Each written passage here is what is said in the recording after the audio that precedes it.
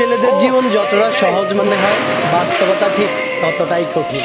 সবার চোখে একটা ছেলে যতটা স্বাধীন, বাস্তবে একটা বয়সের পর সে ঠিক ততটাই পরাধীন।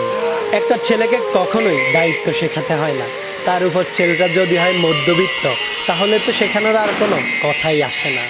বাবার পরে যখন সংসারের হালটা ধরতে হয়, তখনই দায়িত্ব নামক শব্দটা আপনা আপনি তার মাথার মধ্যে ঢুকে যায়। আর তখনই সবচাইতে চঞ্চল ছেলেটাও একেবারে শান্ত হয়ে যায়। যেই ছেলেটাকে মা বাবার কাছে আবদার করত, সেই ছেলেটাই আজ সবার আবদার পূরণ করতে চিরদার্য।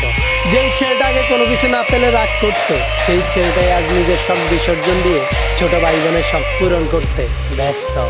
ছেলে মানুষ মানেই তাদেরকে পাষাণ মনে করা হয়।